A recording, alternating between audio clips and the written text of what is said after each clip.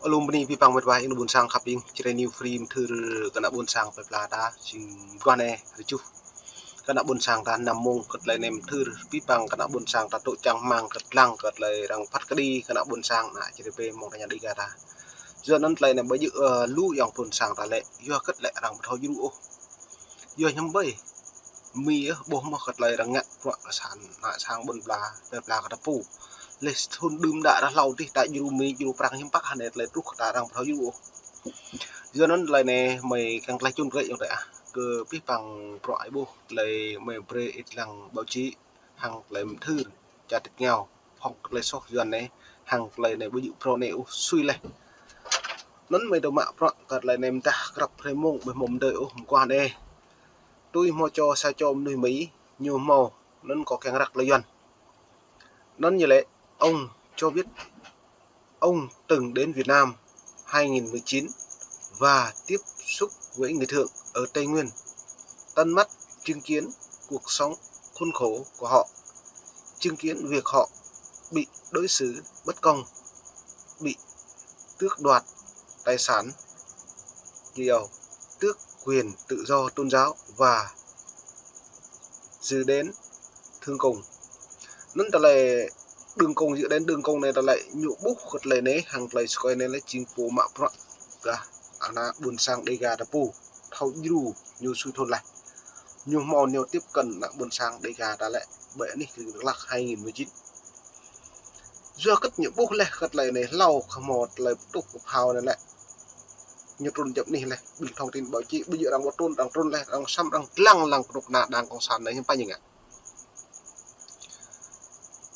giờ nó này lại này là từng có mày bread isem lang bịa đằng đây là một điều nhiều rất đáng buồn về tình trạng này phải đánh thức cả nước Mỹ. Đây là những người đã chiến đấu với chúng tôi, người Mỹ trong chiến tranh Việt Nam. Họ là những người nhiều mà nhiều người trong số họ đã hy sinh để bảo vệ những người lính Mỹ trong chiến tranh Việt Nam. Nên ai nhận được yêu khuất này này pu sky to mạ pro hane jiru nak buồn sang đây cả ta những buah dưa kết như lại đừng đã ra lâu để nak buồn sang tại gì với mất cái nhố lên để trúc này lại hiếm bạn lại nên này lại trúc này này các bàn lần lại cho Mỹ bu rồi ta lại này toàn cho Mỹ thọc cản rồi tự chọn nak buồn sang buộc bảo thậm chí nhu nèo chứng kiến bởi này lần trả Đắk Lắk lên trúc bây giờ lại cần tùm đất nông mà phục quản như tôn vi những bộ dần mạ vì lần là nó nhục lệ đi như rạ về cái lệ 2019 như bạc lệ thì các bạn như lệ do cất Mỹ ta lại đừng đã ra lâu đi tại du nhu du có ta đi cái lu mà than là bởi chỉ về ta do cất ta bật hồng tức ta được cái du được cái nhiều đâu giờ nó tạo mong luôn như trâu hạt này như vậy mạ bằng 2019 lại nhờ dấu toàn nước Mỹ buộc thừa cái lệ rằng tự chọn rằng nhạc sạp là buồn sang rất là đó để bị bộ hệ thống thông tin báo chí trôn nào bạn đi lần trả thực ngữ như là quay bình sang tới như là quay bình chỉ lan luôn tài hẹp là buồn sang ta xăm mang nó là nào buồn sang ta bật thâu nào buồn sang ta lại mình nuôi tự gai rồi xong mới dụ như vậy bình full được xem lăng lăng nào buồn sang đây cả ta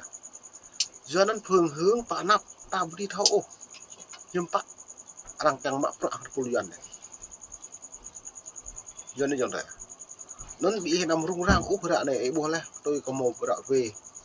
2019 rằng trôn trực tiếp là bố khất lại này thâu nó như đây đừng và vì vậy tôi tin rằng chúng tôi có một món nợ lớn mà chúng tôi phải trả cho những người này, đó là lý do tại sao tôi ở đây. Buổi cái Mỹ nó hẹp này tôi ở đây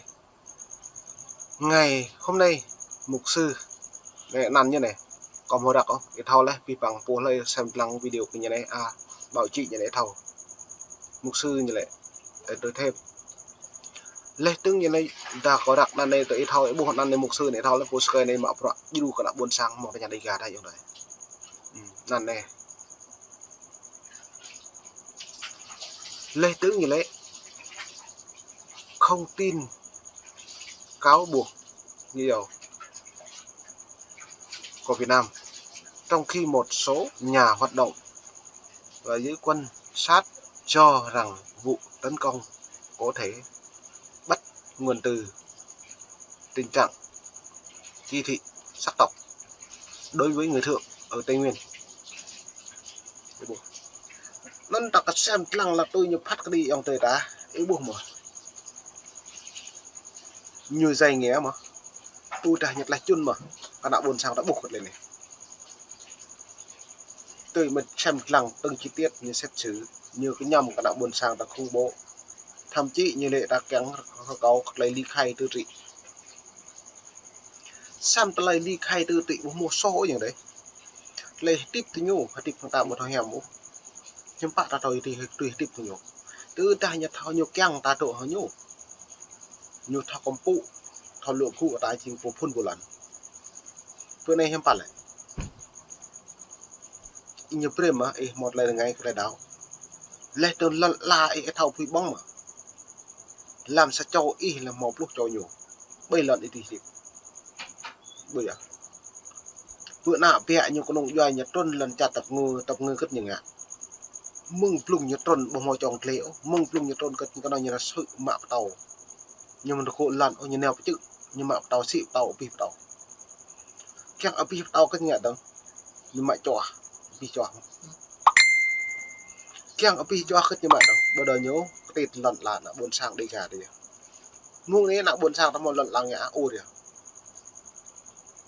lên tao mong non như bục phê quên là buồn sang cả tiếp ô như đấy nên hai này như áp đặt là lệ không bố bằng thế giới là bố chấp nhận nó cục loại như lệ không bố này cái bồi dưa nó nhập hạt cái đi em bạn mà mình lược luôn nằm đá tôi là những cái từ đá ta bom nuôi như sư mà đá block thôn như lệ bây giờ đá trung thần đá tư hình như lệ tôi như cái từ mà xem ra một tương lai mới đập chấm bát là chấm bát rồi dưa nó tạo bộ lùm ta cả là những kỳ thị sắc tộc này dưa nó như lệ này đâu kỳ thị sắc tộc đối với người thượng ở Tây Nguyên. Chính phủ Việt Nam hôm ngày 6 tháng 7 bác bỏ quyền bác bỏ pháp chế bác bỏ nguyên nhân này và cho rằng đây là một khủng bố có tổ chức như lễ bồi nhu bụng mũ rằng phép nhiều keng rằng mũ hẹp thì nhiều đôi nhưng bạn lại sao cho khoa sao cho thao khắp người buôn sang lại ấy bụng nhu lệ 54 anh em dân tộc như lệ anh em đức 54 như lệ xong bằng 54 này em bạn lấy anh em hàng nhiều bố mộ có nòng người kinh như đấy chứ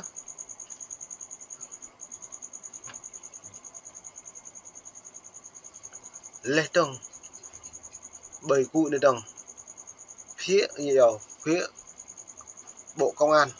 Việt Nam nói các tổ chức phản động lưu vong người Việt